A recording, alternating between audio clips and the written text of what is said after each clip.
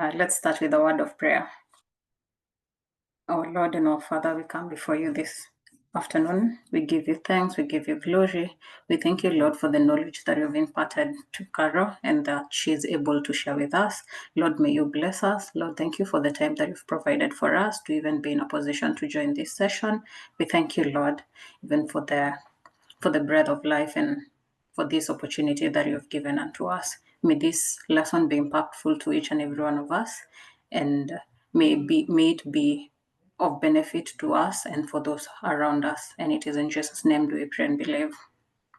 Amen. Amen. Amen.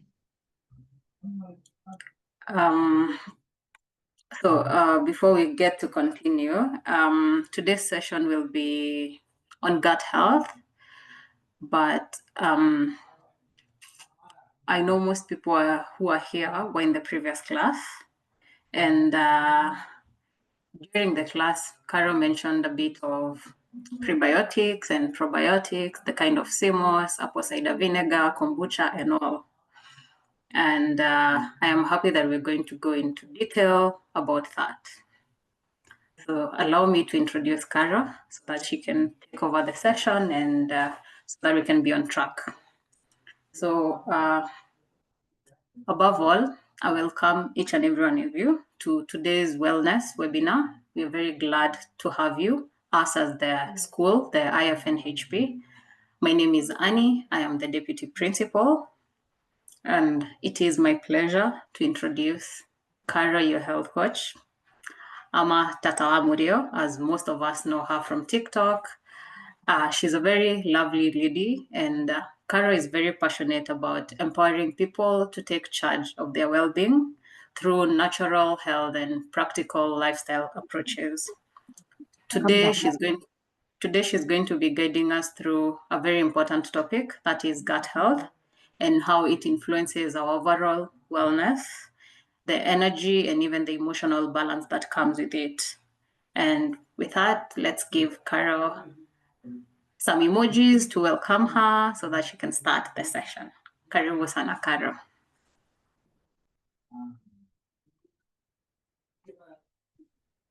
Thank you so much. When we are doing Zoom, we get emojis. Oh, okay. Those are the emojis. I'm learning these things from Gen Z. Yes, you go to the react button and you choose the kind of emoji that you'd wish to use. Thank you. I didn't even know that. Let me try that. The reaction. Yeah, wow. Okay, thank you so much. Thank you. I'm seeing so many of them. Oh, it feels like a good thing.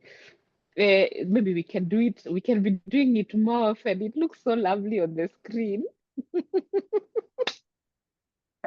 I didn't know there was such a thing on Zoom. Asante, Annie. Thank you so much. And thank you for all those who have done that. I've learned something new that there is emoji. I didn't know. Thank you, Annie, for the beautiful introduction. You've made me tear. I don't know. Maybe for those who are in our last class, I am postmenopausal. Maybe my emotions, I felt overwhelmed. Thank you so much. And every person who is here, welcome. I see we are already 39, and I know many of us will join us. My sound is okay? Okay. Yes, it All right. is. It is. Yes, so I've teared because one, I am very passionate about what I do. And well, I know you are worried if I will still take these sessions when I'm still on holiday. And I said, you know what, I love what I do so much that I am willing to sacrifice, but I will report to the HR and request for an extra day. Because you have made me work during my leave. But anyway, I don't mind. Thank you so much. And thank you for organizing all this. Annie, you have been doing an amazing job reminding us. You woke me early in the morning. Thank you. And your team, thank you. IFNHP is doing well. And thank the school for sponsoring these sessions. If I was to be paid, I think they would not be able to afford me. But the school IFNHP has really been doing a great job. So, and for you, our members who have faithfully been coming, Thank you so much. Thank you so much. I am in most of your WhatsApp groups. I'm in Kampala WhatsApp group, in Eldoret WhatsApp group, in the uh I can't remember which other one. And I see the amount of love. I see those people who ask, is there a recorded version? I was working, maybe what. Thank you so much for showing up. At the same time, I want to thank those who joined us for the first time. There are those who we had our morning session and you joined us, but now today, now maybe you have joined us the next session and it's your first time ever on this platform. Welcome, welcome, welcome. We love you. We are looking forward to keep learning. When we come here for these sessions, we carry four things. One, a beautiful, happy attitude where we are here to learn. Number two, we always come with a pen. Number three, we come with a notebook. And number three, we come with something to hydrate our bodies. So if this is your first time, remember our four tools during our IFNHP webinars is that we bring good attitude, happy vibes. Number two, we come with a pen. Number three, we come with a notebook and we come with something to hydrate. Why do we come with a paper and a pen? Because IFNHP is committed to documenting this information. One of the biggest undoing of our African cultures, our great-grandfathers, our great-grandmothers, is that they did not get to document all the wealth that they had, all the information that they had. And so now today we are having to really struggle with information that is actually out there. I also want to remind you that Carol, your health coach, does not teach you anything new. You actually know most of the things I teach you. Mine is to just come and remind you and wake you up and just recharge you to the things that you actually knew. Some of them you were brainwashed by default, by the society, by the culture, by the religion, by different things. Your brain was rewired and told it was not this, it was this. It was rewired by civilization and all these things. So my work as a naturopathic and functional health coach, all I do is to remind you to go back.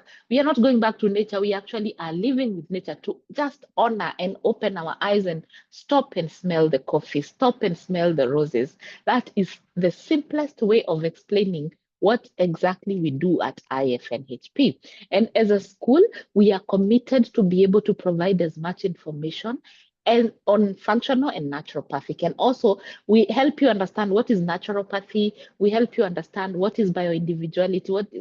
Most people come to class and they are thinking our classes, we teach about herbs. Yes, you will interact with the herbs, especially during the farm tour.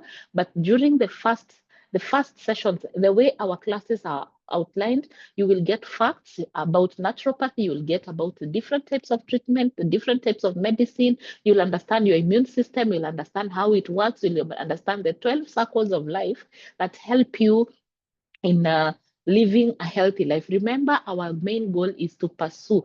We get healthy and we stay healthy with Carol, your health coach. So if this is also your first time to hear about IFNHP, that is who we are, Institute of Functional and Naturopathic Health Practice. And we invite you to join us. Our cohort 4 is ongoing. Our cohort 4 intake is ongoing. Cohort 3 is also ongoing. The classes are ongoing. The classes are virtual on Zoom every Tuesday and Thursday. You can get a recorded version. You get a workbook, you get a handbook. And then at the end of it all in December, we will have major celebrations, not December, on 29th of November. Oh, Annie, I have said before you said it, yes.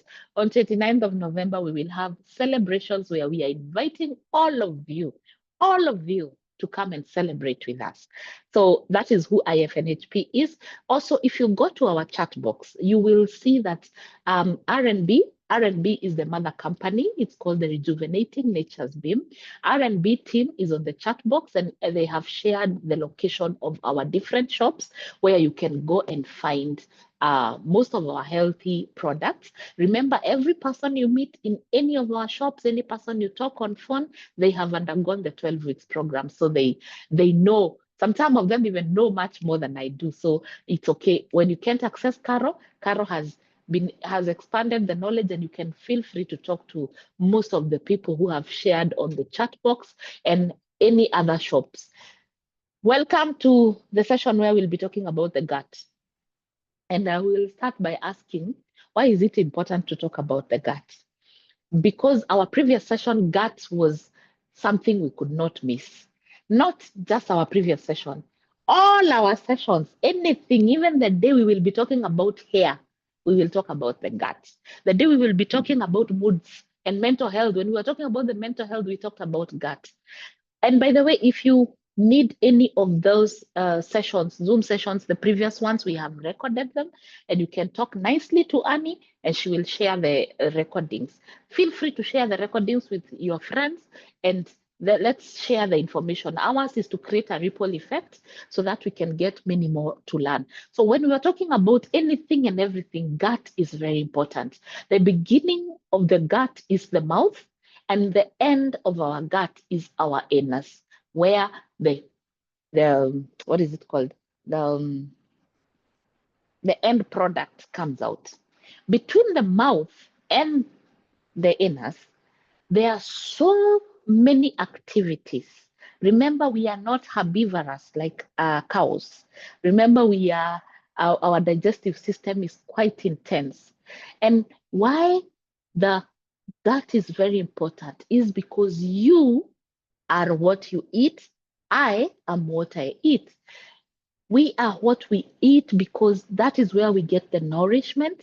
That is where we get the nutrients. That is where we get all that we need. Okay. So it's important for you to remember that whenever there are two things I always insist. I remember when I was starting R&B, I had called it Afia Harvest before. And around 2016, I changed it from Afia Harvest to R&B, Rejuvenating Nature's Beam. And I remember our first thing, the first writing that I did, because I love writing, I wrote about what is on your plate. So it's very important to remember two things. Whatever is on your plate or on your cup, whatever you put in your mouth will determine who you will be and how it will be able to help you or build you or destroy you.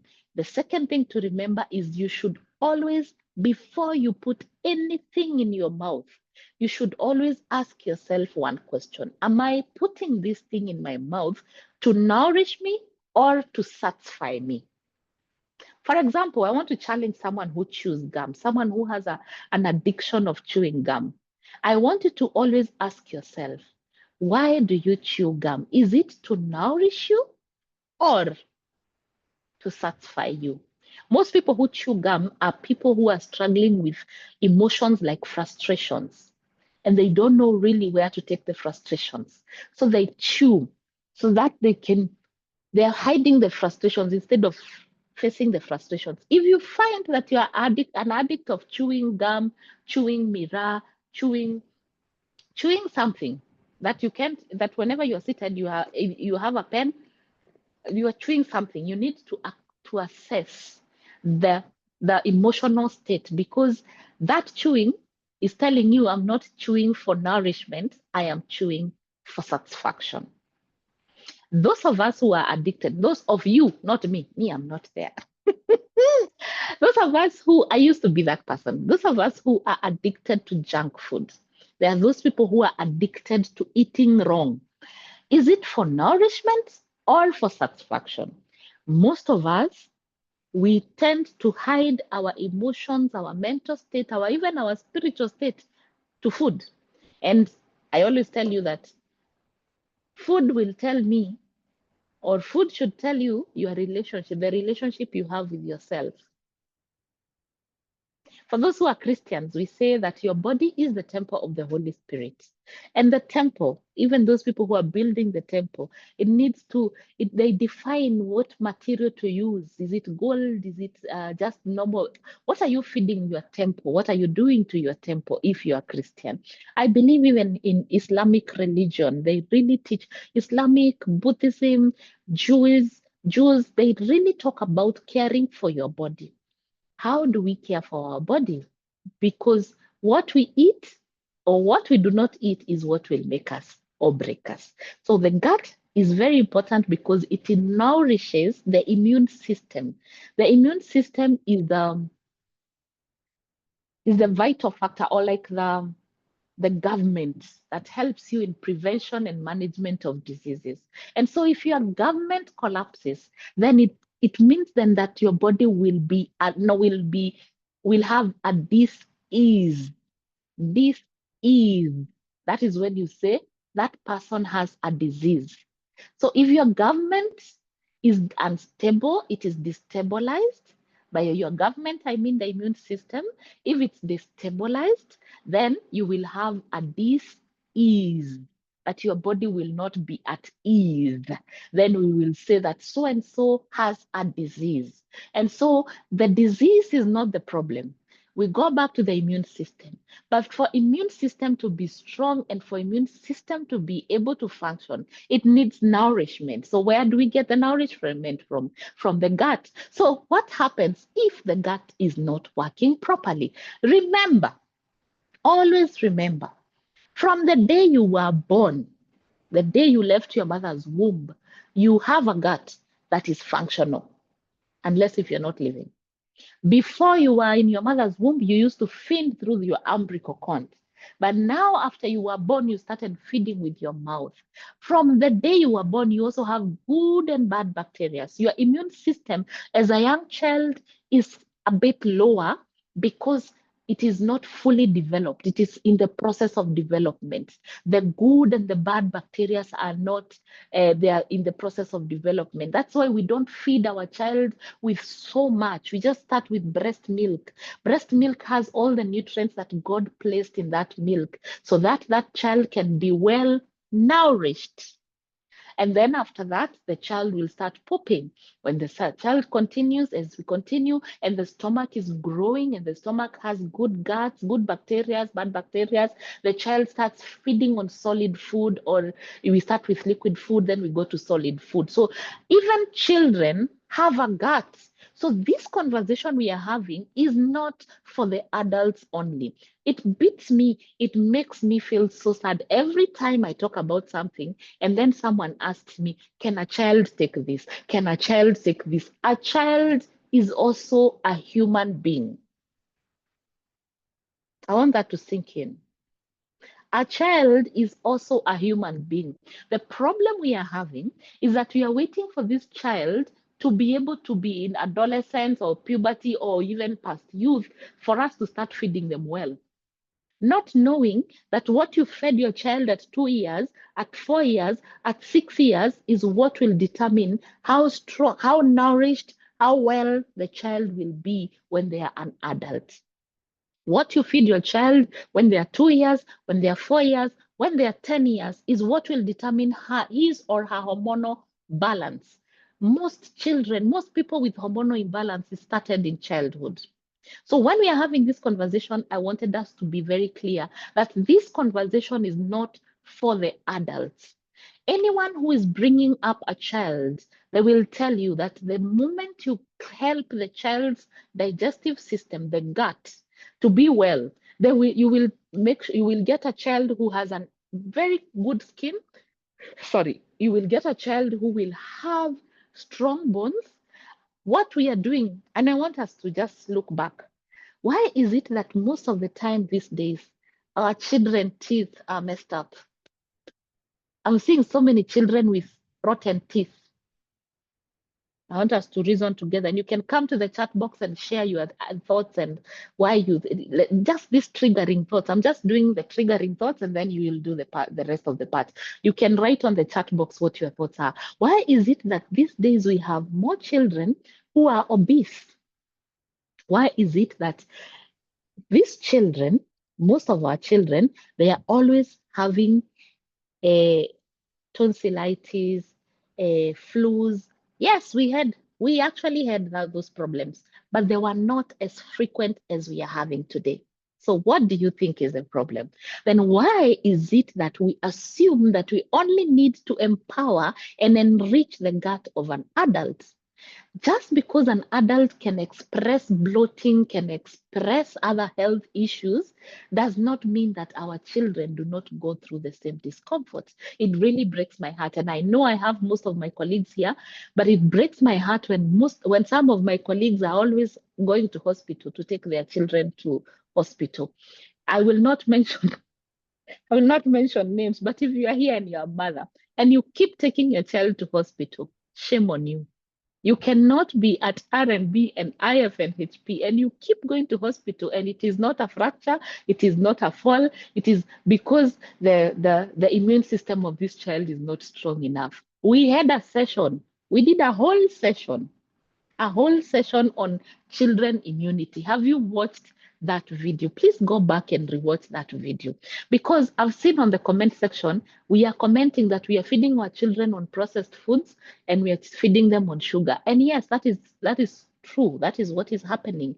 We are feeding our children nonsense and we expect our children to be strong. That's not possible. Then we have this notion of saying, my child does not take this. My child only wants junk food. You are the mother.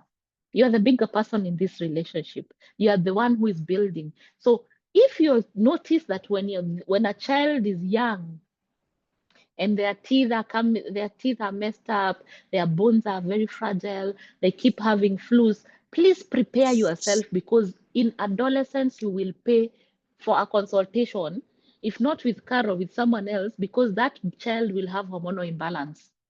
I'm just giving you free, just for free.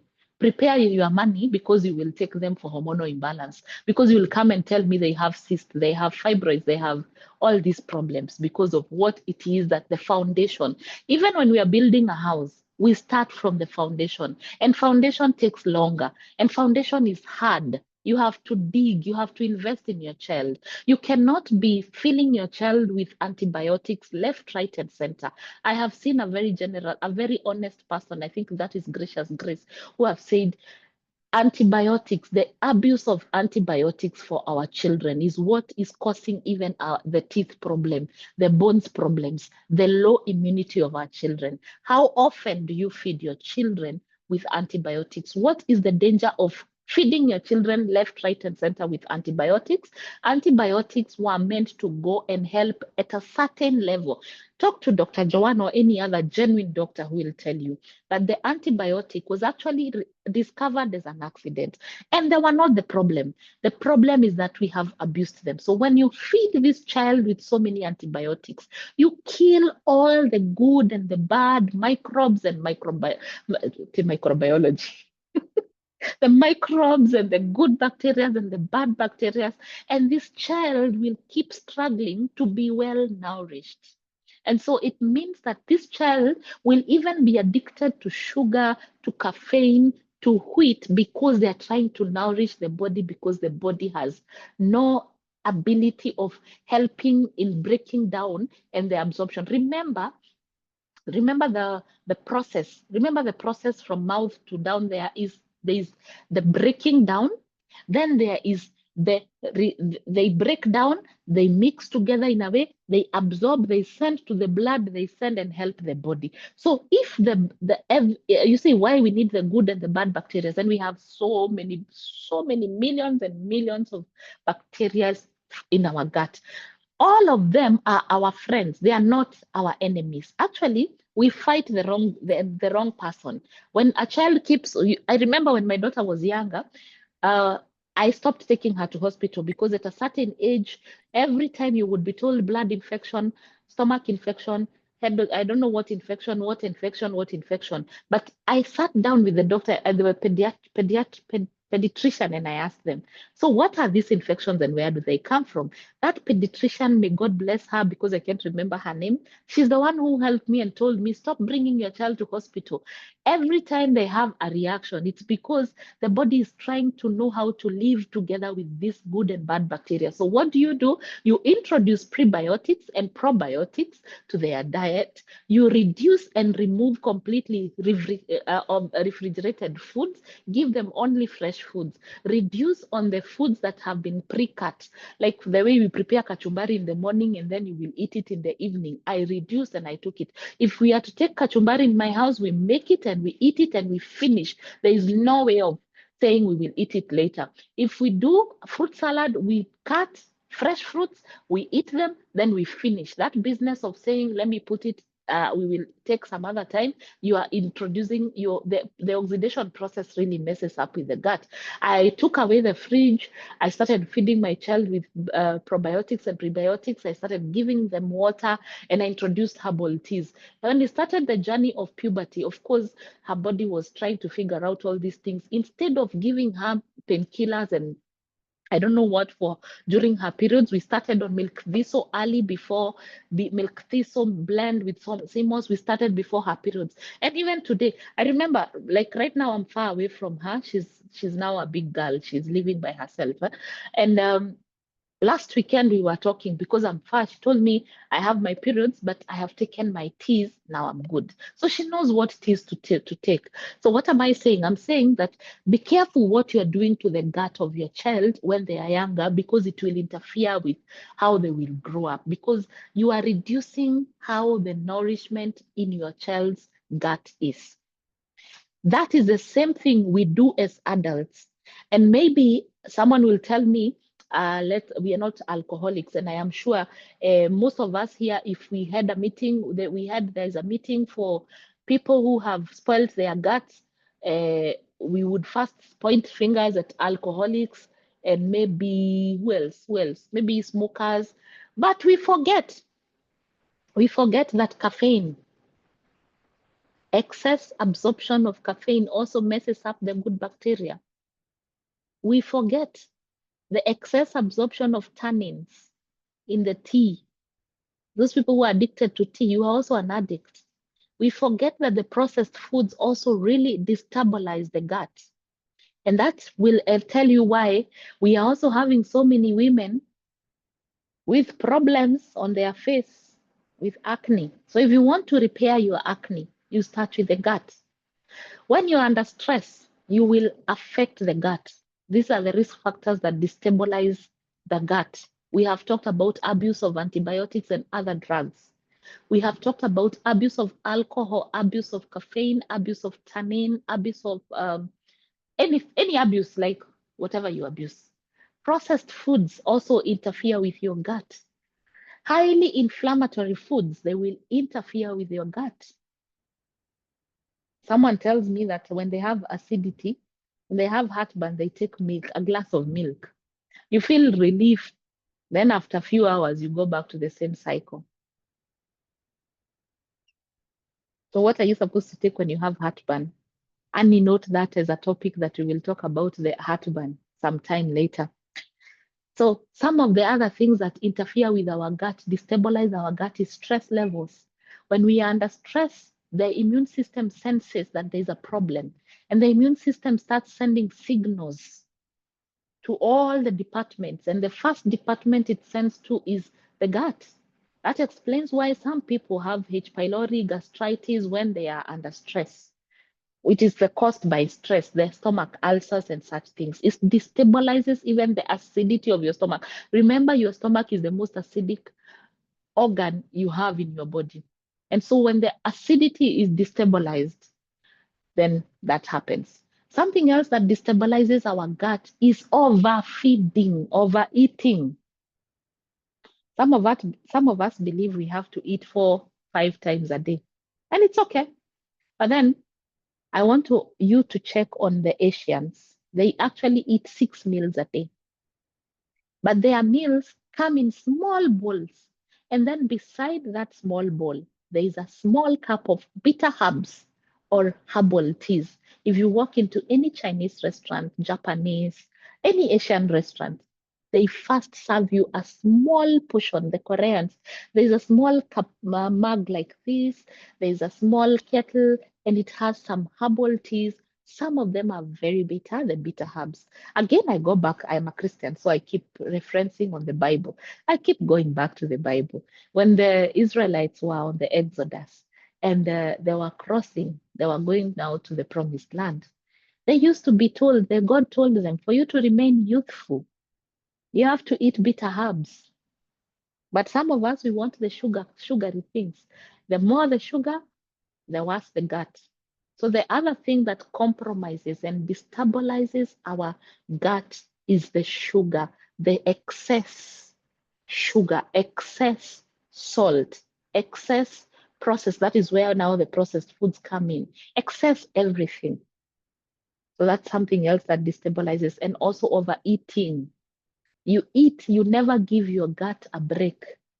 Some of us never take a break when it comes to eating. We are eating Monday to Monday, Tuesday, Monday to Monday, breakfast, lunch, and dinner. Something else that destabilizes your gut is dehydration. That's why we come to class with something to drink. This is a herbal tea. You have to hydrate your body so that the gut can be able to function well. Then another thing that would destabilize your gut is when you have not been feeding yourself, you are feeding your body with healthy fats. Healthy fats, because the fats help with this lubrication. Remember, we have mucus everywhere, but the gut needs a lot of mucus for the production of, for the digestion and the absorption of meals. So most of our guts are dry. We finished the stomach lining, the stomach mucus with alcohol, with caffeine, with all these harsh foods. So it is important for us to include some healthy fats. That I've seen someone write about avocado. That's a healthy fat, so that you can be able to lubricate, to be able to have mucus, so that you can be able to have the digestion and absorption process slowly. Remember, the process takes takes few steps, like it takes time. What I've shared, the book I've shared on the WhatsApp group, the one that I'm reading, has given a summary, a short summary. I'm wondering where I've kept it. Just a minute. Let me read for you something. I'll read for you from this, the book I've put on the WhatsApp group. Allow me to read a paragraph here. So they are talking about, it's about diabetes, but they have really gone into simpler terms. And they say, when a person eats, their digestive system breaks the food down into sugar called glucose, which enters the bloodstream. This causes, not that part. I wanted to, So this is what happens. This is what I wanted to read for you. After the first bite, the enzymes in your saliva immediately start to digest certain types of starches, that is carbohydrates, in the food, and turn them into sugars. The masticated food then enter the stomach. Here, other enzymes also get to work digesting the fats and proteins in the food. After this, the semi-digested food moves through to the small intestines, where further absorption of nutrients occurs. What is left then enters the large intestines, which is the colon, where fermentation occurs. What remains then enters the rectum, where it is stored until a visit is made to the smallest room called the restroom. I hope that helps you understand that the process it goes so many different stages depending on what you eat. And now I hope that, because again, I think still the same book has helped you to understand the simple sugars, why I talk about the simple sugars, the refined starches, and also the whole meal. The whole meal go all the way to the colon where the fermentation happens, and it's slow.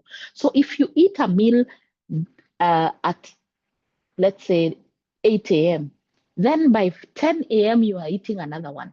Then by 1 a.m. you're eating another one. Then 4 p.m. maybe you get a bite. Then in the evening you eat another one. When will this process take place? When will the breakdown and the digestion happen? Some of us who are in nutrition, I think I've seen a nutritionist here. They will tell you that some proteins take 72 hours to break down fully, to break down, digested, and be absorbed. 72 hours. Then you are eating left, right, and center. At what point will your gut get a break? So let's also learn to give our guts a break. And I think those are the factors that interfere with our gut. If you have any that I have forgotten, kindly write on the chat box. We've said abuse of antibiotics and other drugs, abuse of alcohol, caffeine, tannin, cigarettes, abuse of processed foods, too much sugar, too much salt, stress levels, dehydration. We've talked about refrigerated foods and pre-cut fruits and pre-cut foods. They really interfere with the destabilization.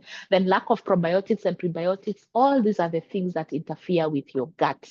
You can always rewind the video so that you can check any other thing that I have missed. So those are the factors that really would destabilize your gut. But then let's look at then how do I nourish this gut so that it can be able to do its work? Because the gut needs help so that it can be able to do its work. And the first help you do is one, simple. I'll actually start with the things you don't have to buy from anywhere. One, fasting. Find at least a day in a week when you will not eat. Find 2 days in a week where you will have 1 meal a day or 2 meals a day. Stop eating and eating and eating and eating and eating. Give the stomach a chance to break. Even in religion, all the religions I've read about, they believe in fasting for spiritual reasons, but also for discipline. Military and the religious people, when they go for training, the first thing they are taught is to have discipline with food, because they actually say if you have discipline with food, even the devil will not be able to get through to you. Hallelujah. If you have discipline with food, even the devil himself will not be able to get through to you. So the discipline with food is very important. Liz has been touched by that. Yes, your relationship with food will also tell me your emotional state. So if you are the kind of a person who says, I am not able to fast, I would want you to call yourself for a meeting and ask yourself, why and how are you not able to fast? People argue that I am diabetic, I should not be able to fast.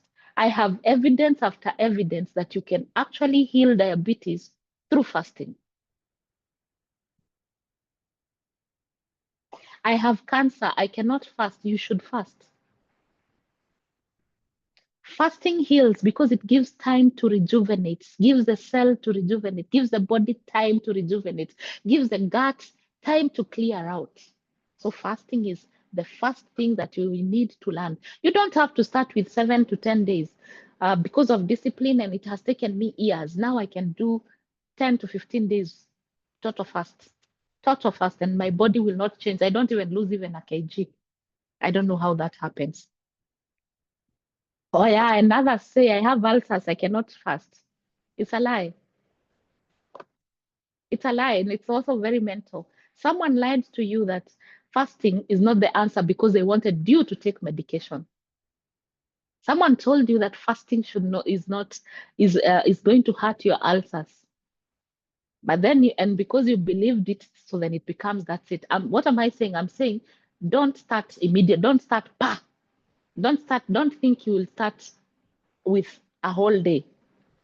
If you can start with hours, then you go to 1 meal a day. Then you go to, slowly. It takes time, it takes discipline. But then, like I love my Muslim brothers and sisters so much. They do a wonderful fast for 40 days. But what they eat during the iftar, is it called iftar? My friend, you should see them in the morning as they are preparing to close the fast. That is when they eat all these things.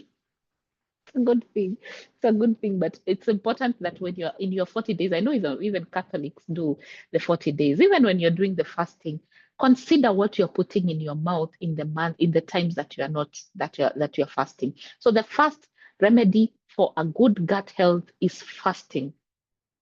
Fasting. Let us promise each other that this week we will look for a day where we will only eat 1 meal a day. And then during the day, we will nourish our body with water. We will nourish our body with herbal teas, but be careful. Don't take purple tea when you're on a fast, because it will. Now that is where I come in, and my team comes in to tell you this tea you can't take. Don't take. It makes you more hungry. So you need tea. Like for example, if you take indigenous tea when you're fasting, it is mild, it is better, and it will nourish your body. But if you take purple tea, it will make you more hungrier, because the purpose of purple tea, the purpose of green tea is to help you with digestion, to help you with metabolism. So if you take it and there's nothing to digest, then it might bring a problem. So do not just do fasting without consulting. I see some people who fast and then they do coffee with lemon in the morning for them to lose weight. Well, I don't know. And then if you're fasting and then you're feeding your gut with the caffeine, and sometimes excess caffeine, what are you doing? You will lose that weight, but your gut will be left wounded. So when you're fasting, you can be able to take water, you can take a mild herbal tea, and you can also choose to do a juice fast. You can do juices, natural juices, not the processed ones. You can do a fruit fast. You can do a vegetable fast. We have, for those who are Christians, we have Daniel's fast. We have Esther's fast. Like fasting should not be so tense. We make it something so tense. So fasting helps with cleaning the gut. It helps with rejuvenation of the new cells. Actually, if you get used to fasting, your skin stops the wrinkles. If you have wrinkles and you engage fasting as a system, you become youthful. Your skin restores itself. Your nails, your hair, you just restore your body. So another anti-wrinkle I've given you, it is fasting. Number two, you need to drink water. You need to hydrate yourself for a healthy gut.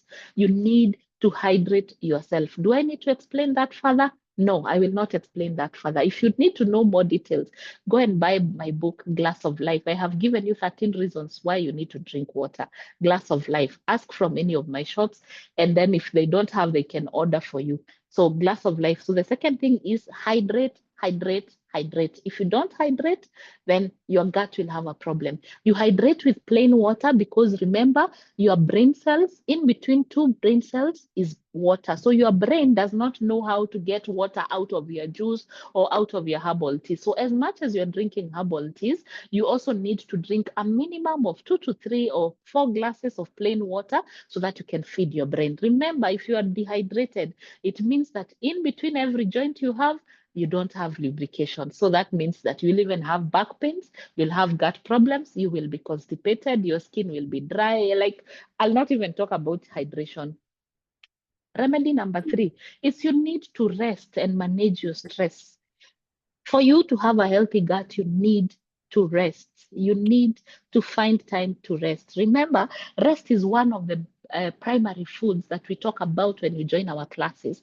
In our class, we have something we call primary foods. These are foods that you don't need to chew, you don't need to put to your mouth, but they affect you. Your joy, your peace of mind, your thoughts, all these things that you cannot chew, you cannot see, you cannot buy, you cannot touch, but they can make you sick or they can make you well. And so it's important for you to be at peace with your primary foods. That is something that you don't need to go to the shop to buy. That is something that you don't need Caro to teach you. You just need to choose to be joyous. You just need to choose to be at peace. You just need to choose that you will not be stressed by this or that or that or by that person. So it's important for you to have peace of mind and all these things. That is the number 3. Peace of mind and rest. That is also number 3. Number 4, avoid taking refrigerated foods. Sasa, this is where now most people beat me up. They ask me, but where do we put our food? And I ask them, why do you need a fridge? And then you tell me it's because we are busy. Some of these foods needs to be refrigerated. We need to cook enough food for the day. Then you are busy doing what? If you're busy that you can't eat fresh foods, then it is okay. You will be busy. You will bring the money to us. You will bring the money to R&B, and then we will get a lot of money. Then we will get rich. Then we'll go on holiday, and then you will keep eating food from the fridge, and because you are busy, and then you will keep making us rich. Thank you very much. God bless you for making us rich. It is a choice that you have to make. Make food that is just enough for that day. You don't need to have too much food. Most of the H. pylori cases we are having, it's because we are overfeeding in the refrigerated foods. And there is a very high discussion, very serious discussion, which I know you will also ask me about freezing our food. Is freezing the same as refrigeration? Because people living in some countries, they eat only frozen food. The only food that is accessible is frozen food. So they ask me, then what do we do? We people who depend on the frozen foods. I am talking about refrigeration. I'm not talking about the frozen. But then also that frozen, how long do you freeze the food? How long? Some of us freeze our food for 1 year. You boil your beans because you are busy and because you want to light the jiko once in 2 months. You light the jiko and you boil 20 kilos of beans. Then you will eat for the next 3 months. And some of you even scold your house helps, your house managers, when you find that they cooked too much beans, more than the dosage, the daily dosage. I hear some people, they leave a note on the beans, and they mark where the beans or the lentils or the meat was, so that the house manager does not cook more than it is. My goodness. Then we are busy. We are busy in the office. We are busy. We are busy people making money. It's okay. You keep making money. You keep bringing the money to us. You keep being busy, make money, then bring to us. We will gladly take the money. Then because then we come, you tell us you have H. pylori, we give you kombucha, then you feel better because you don't want to buy the 3 bottles, you buy 1 bottle, small, then you feel better, then you go back to being busy, then you don't drink other probiotics, you don't eat the other probiotics, then after 2 months you come back to us, we give you CMOS, you say it's too much work to prepare, but we are busy, busy. It's too much work to prepare CMOS. Then we make the gel for you. Oh my goodness, my audio is gone. You can hear me. Someone says my audio is gone. Tell me if my audio is back. No, we can hear you. Okay, yes, thank you. So whoever the audio is not audible, I don't know who, maybe it's their default. So what am I saying? I'm saying that this busy, what is this busy? What is this that we are so busy? We are so busy, we want, these days you go to the supermarket and you find, these days they even have peeled potatoes, peeled carrots, put in a polythene bag. And the worst is, these days they even have peeled and pre-cut onions. The moment you get home is you take the onion, you put to the sufuria or the pan, you add your vegetable oils. Papa, we are shortcut generation. When you cut an onion and the oxidation process starts, that's poison you have started creating. I really want this to sink. Really. I really want this to sink. No, someone is calling me, and am I back?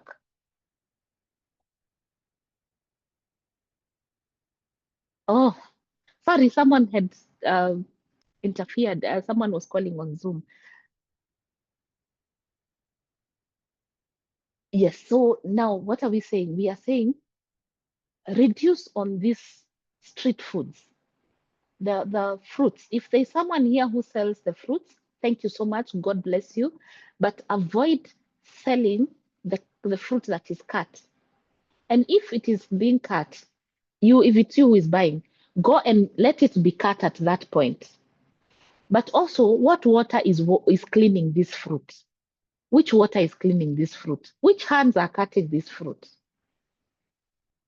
So what I do, what I have done, what I have purposed to do, and I have taught my daughter to do, is to eat full fruits. Like even now where I'm seated, I have some pears, I have some apple, and I'll eat that fruit to the completion. So if you're the kind that carries fruits to the office, stop carrying fruit salad because the oxidation process has already started. So instead, carry whole fruit. Finish, go. I know the biggest bone of contention is the watermelon because most watermelons are very big, and maybe you're a small family like mine. So what I do when I'm buying watermelon, if it's necessary for me to buy, I'll buy a medium-sized watermelon that will be able to eat and finish. And then I've also learned to have this watermelon as a juice, as adding it, like exploring, not just because if you eat watermelon like this, you can only eat several pieces, but I make juice from it and I add it to my CMOS, such things. So it's important for you to focus on those full foods. And if you are here, you're suffering with gastritis, with H. pylori, with heartburn, with constipation, with bloating, try and take away these pre-cut fruits. Also observe how you clean your fruits. Buy the fruits, clean them by yourself. Observe your hands. This one is full of other bad bacteria. Our hands are full of bad bacteria. We've touched money, you've touched keys, you've said hi to people, you don't know whether they had touched sewage, you went to the toilet, maybe when you are doing your business, you touched, the stool or the urine or something. So clean hands, clean hands, clean hands. These ones are also infecting us with gut problems. That is the other thing. So we clean the hands, we keep hydrated, we get rest and manage stress, we fast, and then we introduce what is this called? Probiotics and prebiotics. For the sake of those who have joined us today, and they maybe have never had this conversation, or maybe they had a question about prebiotics and probiotics, let's explore, because our previous session, we talked about prebiotics and probiotics. So we need prebiotics because I want you to just think together. We will think together. In the evening or when you stay at home alone, quiet, or when you sleep and tomorrow morning you wake up, whenever you wake up, you find that your mouth is smelling bad, it tastes bad, and the first thing to do is you want to brush your teeth, because when you are quiet, the bacteria in your mouth were looking for something to. They are used to. This saliva is helping us, our talking, our breathing. When we are awake, our mouth is busy. So now that it was quiet, the bacteria didn't know what to do. And if you check, your tongue is usually white, or it has dark. Some of us, when you brush, you notice there's something. I don't know. I was thinking in Kikuyu and I can't find it. That thing that when you brush your teeth, you brush your tongue, it will come out as something. The bacteria are looking for the jaw, they are looking in between the teeth, they are looking for these parts, their sinus, and that is where they were trying to find for something to eat. Because remember, bacteria are alive. They are alive and they never go hungry. They will always look for something or someone to eat. So be careful. Don't provide a breeding solution, a breeding space for you to be the one to be bacteria's food. Anyway, what I'm saying is that feeling that you get in your mouth. Imagine now the gut has more and more and more and more bacteria all the way. So if you wake up in the morning and the first thing you put in your mouth is artificial juices, sugar, you didn't even help clean the gut. So the first thing you can do, the one thing you can introduce in your body, in your system, is taking alkaline, which is water, taking prebiotics. Prebiotics are the freely God-given gifts to us that will help is a breeding ground for good bacteria. It's like you're waking up the system and telling it, thank you, but now we need you to be a bit alkaline, reduce the amount of acid. So this is when you wake up in the morning. Some of you squeeze some lemon water and some lemon and put it in warm water and you drink. Some of you take a glass of water, you mix with a tablespoon of apple cider vinegar. Some of you, if you're like me, when I wake up after I take my glass of water, I do CMOS mixed with black baobab powder and something else. So the CMOS and the baobab fruit powder also have the prebiotic value. So prebiotics are the good guys. They are the good cops. They prepare ground for the good bacteria. However, they are not strong enough to kill the many bad bacteria. So that is where we go to the probiotics. So I remember when I had irritable bowel syndrome, IBS, and I had blockage on my duodenum. My doctor, Dr. Cairo, he's a gastrointestinal old man, very patient man that is is very real. I remember when I went to the hospital after I had been told, I don't know, I have ulcers, I don't know, H. pylori, I don't know what. I had been given so many medication. And when Dr. Cairo sat down with me, he was gracious enough and he asked me, young girl, what is happening? And then he looked at me and told me, you know, young girl, you're under stress. So the stomach has no problem. It is the brain. The stomach doesn't know how to process because you are stressed up. And I remember he gave me his phone number. Then he wrote on a paper and told me, go to a chemist and look for something that by then was costing 50 shillings called entrogamina. I didn't know much about probiotics and prebiotics. And that entrogamina is this size, small size, and it is water. It is liquid water. I think it is less than 10 mLs. And all you do is when you swallow, the opening, you get the opening. So what am I saying? That prebiotics and probiotics are not in one form or in one shape. But if you can get the natural ones, I know even probiotics, there are people who go to the chemist or they go to the hospital and they are given probiotics. But then why wouldn't you want to take the natural probiotics? So probiotics is the big guy. The probiotic is able to give a good breeding space for the good bacteria and the bad bacteria, and also kills the bad bacteria. Like, for example, when you have H. pylori infection and you take kombucha faithfully, you take sea moss and black seed and baobab powder faithfully, the H. pylori is able to be restored to its natural state. Remember, H. pylori is not all of us, like even me, if I go and I did a test right now, maybe I'll be told you have turned positive H. pylori. But then when it is overproduced, it is too much of it. It's when you start feeling the pain, when you start having all these problems. So what does kombucha, sea moss, and baobab do? It goes to the stomach and restores the H. pylori to where the numbers that it's supposed to be. Remember, we have E. coli, we have so many bacteria, so they need to be restored to the number. If they are too much, it's a problem. If they are too low, there's a problem. So what do? The kombucha, the probiotics, and as we said in our previous session, kombucha is not the only probiotic. It is only that one, I love it so much and I use it because it has higher numbers of probiotics. Our kombucha has 6,000 plus probiotics.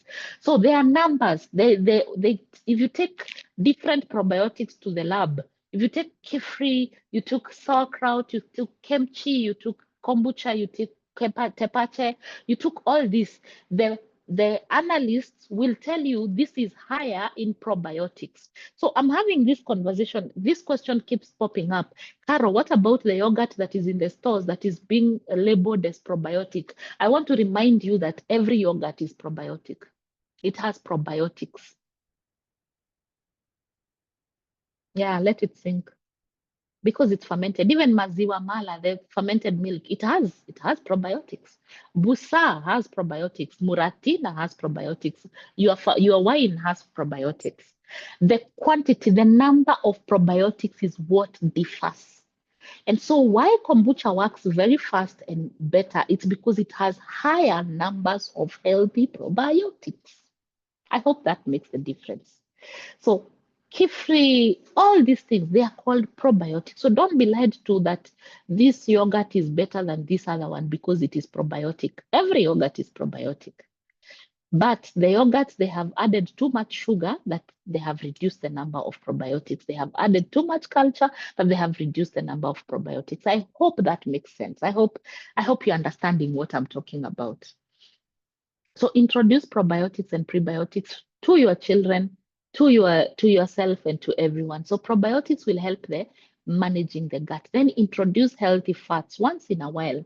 It doesn't hurt. I see people's faces change when you come to my office, and after I listen to your health problem, sometimes I recommend that you take a tablespoon of coconut oil in the morning on an empty stomach. By the way, it works wonders for someone with gastritis. A tablespoon of coconut oil in the morning on an empty stomach. After you take your water, after you take your prebiotic in the morning, just take a tablespoon. However, do not take too much because remember, it has so many natural fats. So many natural fats. It can, if taken in excess, it can cause high cholesterol. So olive oil, take a tablespoon of olive oil once in a while. What is it called? Lubricate your gut with oils. Take avocado oil, a tablespoon once in a while. Take black seed oil once in a while. When you're taking your salads, let your dressing has olive oil. Let your dressing have prebiotics like apple cider vinegar, and it will be a full meal. So it's important. You can also eat coconut if you have access to coconut. Coconut itself, it has the oil, it has the fiber, and it will help you with the carbohydrates. So it's okay. The Kilifi, I've seen someone from Kilifi chew those coconuts. Let people think you're crazy. And actually, coconut is a blessing because the coconut water is alkaline. You can take it in the morning on an empty stomach, and your life will never be the same again. Your skin will start glowing. Madafu. I see people misusing madafu, and they don't know that some of us, we are far away from the beach, but we keep going to buy the madafu because we know the value of the madafu. Madafu, take the coconut water as often as you can. It will help you with your skin, your youthful glowing skin, and it will help you with your gut. So you can also chew the coconut. What else? The fruits, avocado. We've talked about avocado, macadamia nuts, cashew nuts. The nuts also have good fats. Then chia seeds, flax seeds, and black seed. They have omega 3, 6, and 9. What is madafu? Caroline, madafu is the water, the coconut water. The Swahili community, the coastal region in Kenya, they call it madafu. So it is the coconut water. So in your diet, make sure that you're eating these fats. However, these fats and oils we are eating, please, they are not the vegetable oils. Please, please, please, please. Remember, the vegetable oils are highly hydrogenated.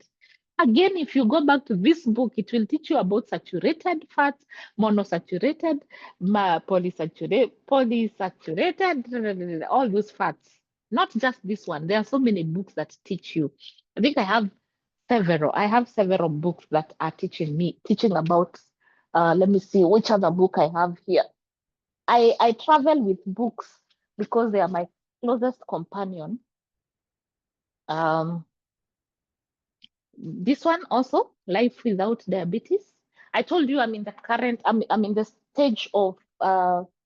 stage of researching about diabetes. So I am sure I will be coming up with, I'm learning so much about diabetes. So I have this one. I'll share the books on the WhatsApp. If you are close to a textbook center, or you can do Nuria, or you can do Amazon, you can get the books. And then this other one, these are the books that I'm currently reading, and they are currently helping me, and they'll help you in understanding the fats, the monosaturated ones, and which fats to include. We've talked about fasting, we've talked about hydration, we've talked about the fats, we've talked about the probiotics. And so what else do we need about the gut health? Kindly, as I am finalizing, if you have a question, post it on the chat box, and then I'll give us a chance. At least Annie told me to have at least 30 minutes for question and answers. I am ready to follow Annie. So write the questions on the chat box, but also I'll open up after like 5 minutes. I'll open up session for someone to say anything or something to also encourage me, because I could be talking to myself the whole time. The fats, some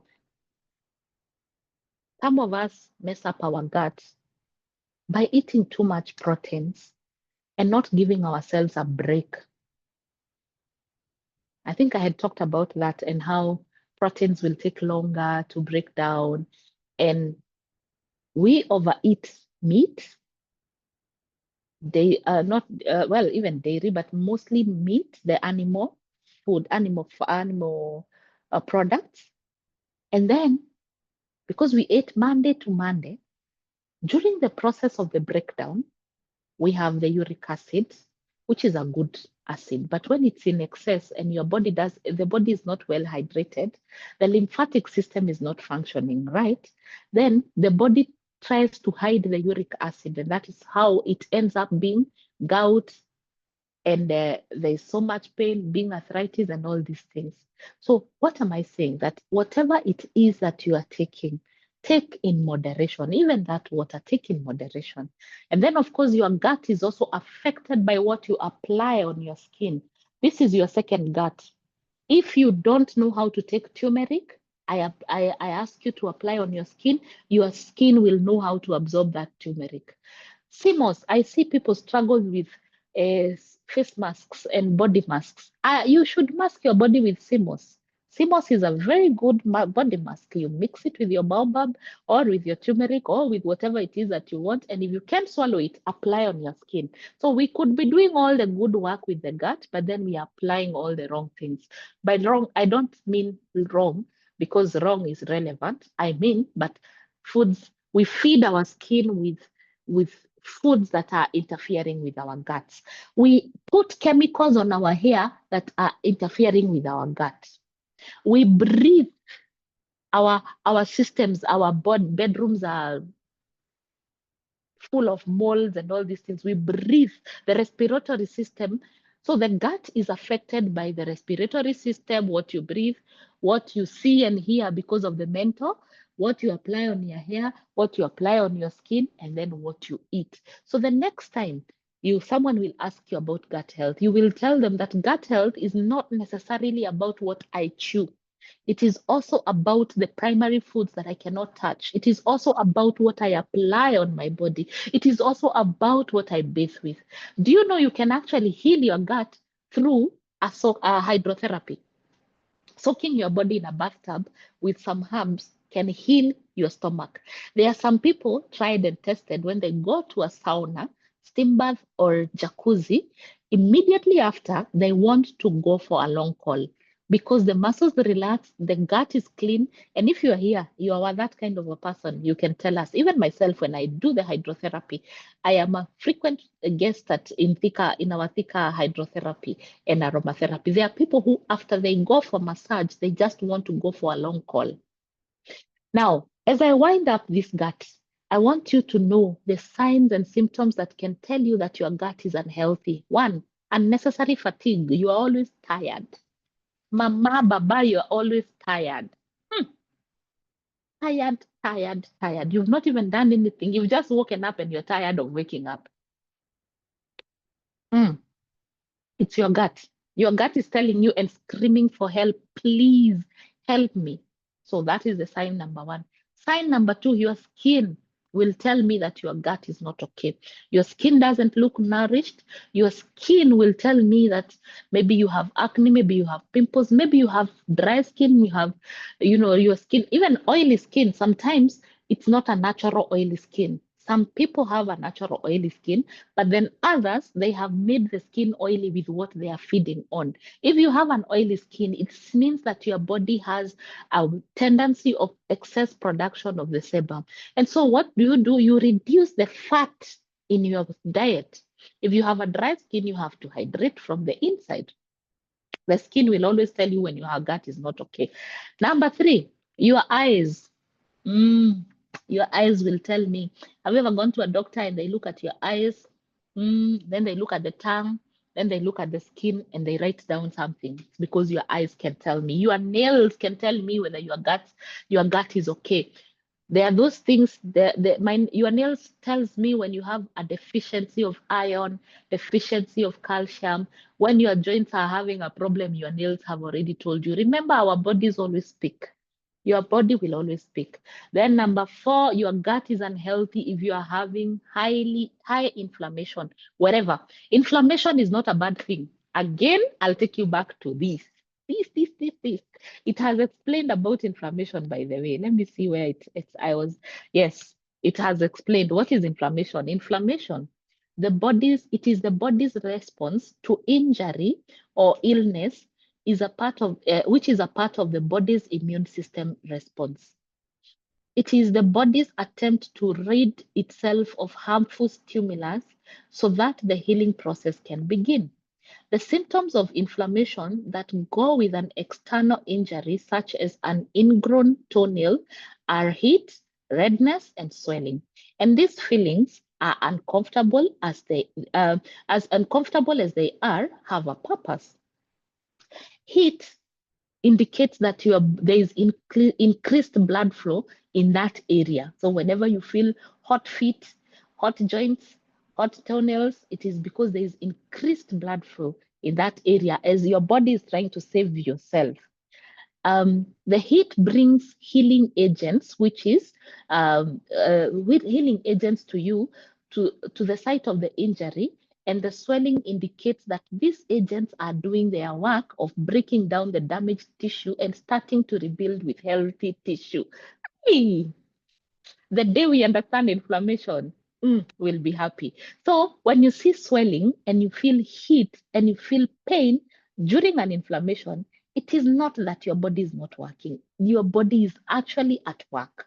So when you see the swelling, it indicates that these agents that have been sent through the heat and the blood flow are doing their work of breaking down the damaged tissue and starting to rebuild with healthy tissue. The problems begin when inflammation becomes chronic. Some of us are living in chronic inflammation. It causes further inflammation and becomes self-perpetuating as more inflammation is created in response to the existing inflammation. Infections, wounds, etc. cannot heal without inflammation. However, chronic inflammation can eventually lead to many diseases and conditions. So the next time you're fighting inflammation, remember you are not fighting the right guy. We keep fighting inflammation, but inflammation is not the problem. It is actually our blessing. Again, I'll come back. Maybe that's another topic of how we fight the fever whenever we have tonsils or whenever we have a flu. And the fever is not the bad guy. We will talk about inflammation on another topic. So your gut is telling you that you have a problem when you have excess inflammation, when you have pain, when you have dis-ease, when you have hormonal imbalance. It is your gut that has your problem. When you're struggling with fibroid cysts, I don't know, uterine, what, all these things, low libido, high libido is in the gut. Talk to my Ugandan sisters. Talk to my Ethiopian sisters. They take a lot of fermented foods which help them sexually, even Rwandese sisters. But then we only take them during when we want to aggravate the sex. But then the rest of the time we don't remember. The kombucha, the bushera. It is good for your gut. It's not just good for your sex. My Kenyan sisters, what are we doing? Kombucha. Some of us, we take kombucha and immediately the libido goes up because the blood flow is open. So if you're taking kombucha and then you say you are diarrheaing, then you stop taking it, it's because your gut has a problem. So another indication that your gut has a problem is the shape, the size, and the amount of poop that you have. How often do you look back after you go for a long call? Do you ever sit down with your poop and say thank you and observe it? That should be an ongoing process. Every time you go for a long call, stop rushing to flush your toilet. Instead, after you wipe, before you put that tissue on top of that stool, spend 2 seconds, 5 seconds with that stool. Observe. Is it black? Then it means your gut has a problem. Does it look like a sausage? Then we are happy. Was it too hard? Then we are not happy. Does it have cobwebs? Then we are not happy. Maybe we'll have another session, a whole session of discussing the poop, the color, the size, and the shape. Did you know that you should poop as many times as you eat? So if you ate 5 times in a day, you should poop 5 times in a day. That is tried and tested. If I eat today, if I eat right now, 30 minutes to 1 hour, I have to go and poop. And it's not hard and it's not soft. So diarrhea, constipation, then also you can know how messed up your gut is if you keep farting and the farts are smelling bad. Let's just simplify this. If you are using an air freshener in your house, your gut is telling you there is a problem. I think we need to just destroy the business of air fresheners. Why do we invest so much in air fresheners that will again choke us? Will come and choke our respiratory system and mess up with our immunity, just because we don't want to drink water and drink probiotics. That money for air freshener, go and buy kombucha and drink. Go and buy something. Go and take apple cider vinegar. So if your fat is smelling bad, if you are belching and it smells bad, means your gut is not okay. If you're bloated, if you have heartburn, if you have those things, then means your gut has a problem. Some of these back pains we have, they are actually caused by gut problems. So when the gut is happy, the entire body is happy. Let me see what questions we have here. Okay, so on the chat box you can also get information about our shops after. Good afternoon, my good and yes, Irene from Nanyuki, yes, Grace from Eldoret has her details there. Bamburi Mwisho in Mombasa is there. Charity Kaleche is requesting for the recordings. If you are not on the WhatsApp group, we always share those recordings. So please join the WhatsApp group. Nairobi branch, Rosemary Nzuki, someone will answer you. Psychotherapists, physiotherapists, kindly share recordings for the previous Zooms. Annie, I hope you're looking at that. Nakuru branch, yes, I see Lucy there. Thank you so much, Lucy. Gracious Health Solutions, yes, antibiotics, processed food, sweets and salty water. That is what is killing our children's teeth, consumption of biscuits and sweets. Nyeri, we don't have a branch Shelmin. Margaret Wambui, we cook natural foods for adults and say our children don't like them, so we buy the inflammatory. Hey, we will forever live in hospital. Hey, Mary Wambui is saying that we cook natural foods for adults and say our children don't like them, so we buy the inflammatory foods, and the results, endless trips to the hospital. Thank you. I cannot add any more. Avocado, we've talked about it. Yes, Salome. I've met so many people who keep saying, oh, I can't fast. Oh, I have to eat because I have ulcers. Kindly clarify 10 to 15 days dry or with water. Physiotherapist, it depends on you. Personally, I can do either. It depends on what I'm doing. And I have made it a tradition. Beginning of the year, mid of the year, and end of the year, I have to do this intense fasting to just allow, also for spiritual reasons, for discipline reasons. So sometimes I do dry, sometimes, but 10, 15 days without water, you might get dehydrated. So the dry one that I do is maybe 3 days to 5 days. But with water, I can go as much. I think I've ever done 21 days. How best can I make purple tea? Mary, our purple tea, you just add to hot water. There is no best way. When fasting, can you take herbal teas and kombucha? Yes, you can, if your stomach can allow. Remember, kombucha is acidic. You take in small quantities. You don't take too much of it. You don't take immediately when you wake up. You can take during the day when your body is still energy. Remember, kombucha is an energy drink. It's also an energy drink, so it can restore your energy during fasting. This is where we Thank you, watu wa Mombasa, Kilifi, tujipange hapa kwa fridge and deep freezers. Haya basi. Then animal fats, I answered. Does taking clay pot water after waking up help? Yes, Jane. The best water dispenser is a clay pot. Sometimes I felt, sometime back, let me tell you guys, sometime back, we have a dispenser in our office, and I am sure my colleagues are watching. I'm sure my colleagues are here who are in Pika office. And the biggest fight I used to have with them is how you can have a clay pot in an office. And when I come to fetch water, it doesn't have water. And yet you have stomach problems because the clay purifies the water and then nourishes that water, because clay is what? Even our rivers and our water bodies, they are purified by that clay. So our Fika office, I hope the pot has water, and I hope you're drinking that water, because if you have H. pylori problems and bloating and all these things, and you get used to drinking that water, it will be of help to you. What can I do to help relieve if feet at night, bone pain? Thank you, our lovely coach. Thank you so much, Agatha. You can try. You can soak Epsom. You can soak your feet in your Epsom salt.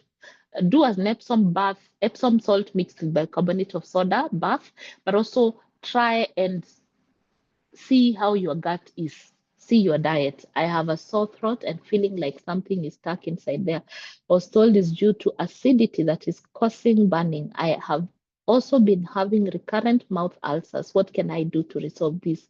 Use that to everyone. I don't know who you are. Oh, Eunice. This is Eunice. No, I don't know. The person with go to the WhatsApp group because our time is also running out. Let's go post this question to the WhatsApp group. I'll answer you there kindly.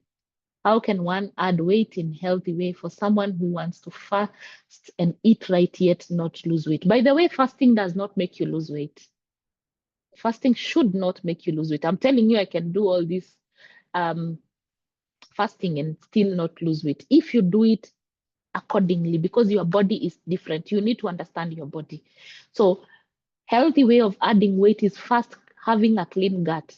I think in 2013, no, 2014, 2015, there's a lady I worked with called, can't remember what she was called, Melody or something, Madeline. And when she came, she was very thin. Then she told me she wanted to add weight, and I started cleaning her gut. And she asked me, "Won't I lose so much weight?" I told her no. When we started the journey, and in 3 months, I think she added more than 7 kgs, and she was very happy because she was healthy. So adding weight is actually the hardest work to do, and the best remedy for adding weight is cleaning up the gut. The dried cereals, beans, njahi, how do you consume them and not get gas? You pre-soak them. Liz, I have learned from my mother. My mother soaks them even 24 hours before and allows the gas to go to come out. Do you have a branch around Langata or Karen? No, Hilda, but we have riders and we can deliver at your doorstep. We have R&B logistics and we can deliver at your doorstep. Apart from fridge, is using microwave. I really try not to talk about microwave. I think I don't feel qualified as of now to talk about the microwave food. I have answered about the yogurt. I doze a lot during the day, even after sleeping enough. When I eat anything, I even doze more. Yes, so Jolly, what you do, I want you to observe your diet.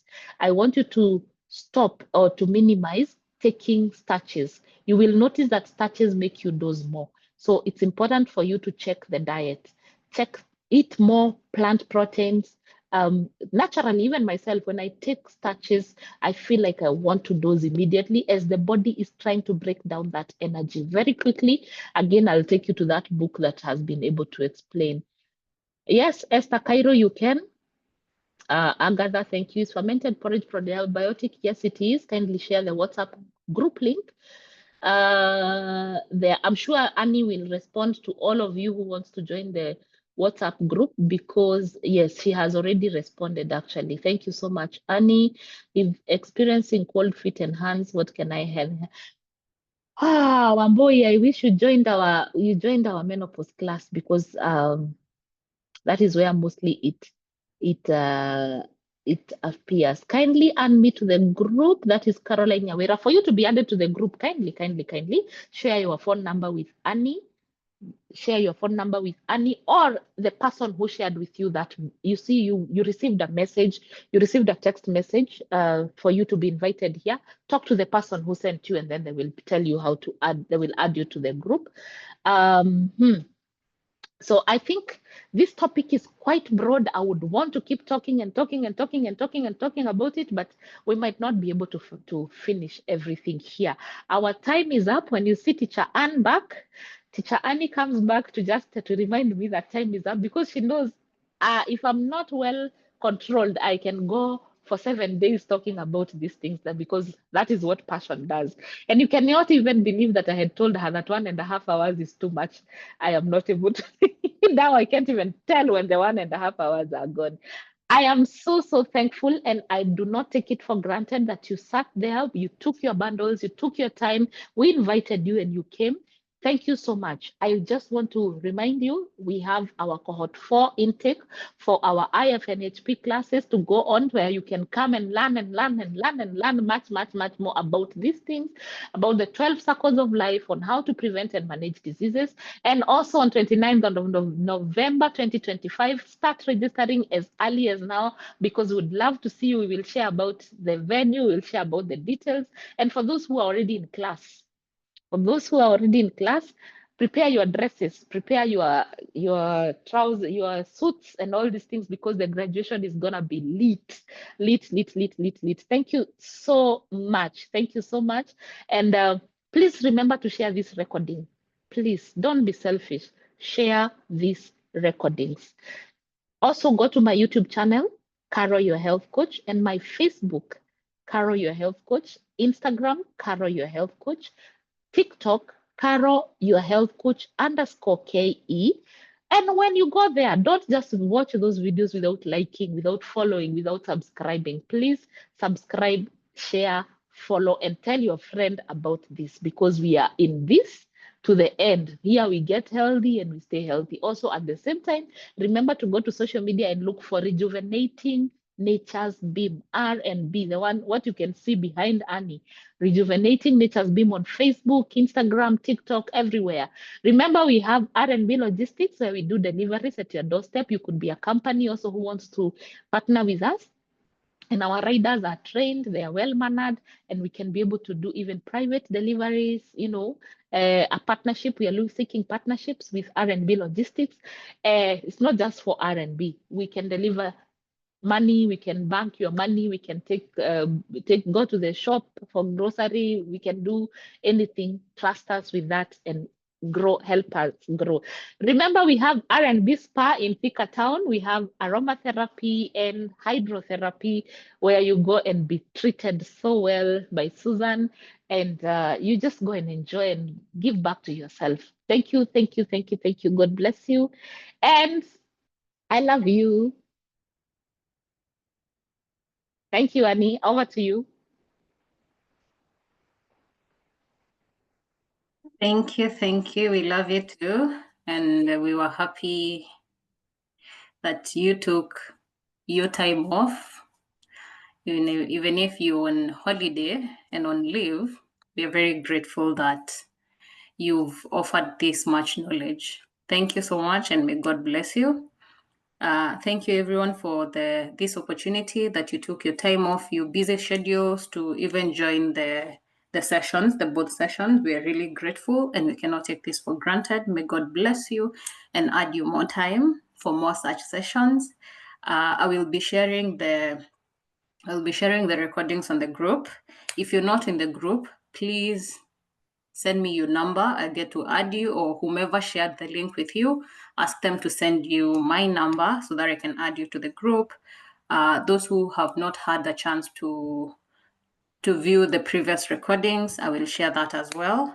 And thank you for this opportunity. Thank you for the much knowledge. It's a lot, but we're grateful. I hope each and every one of you had a paper and a pen. I did, and I've taken lots of notes. Asanteni sana. At Kate, we're going to look into that. Asanteni sana, and see you for the next webinar.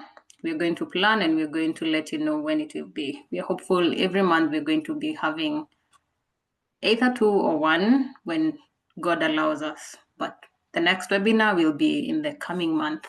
Thank you so much, and have a lovely evening and a happy weekend ahead. Goodbye. Bye. Goodbye. Thank you.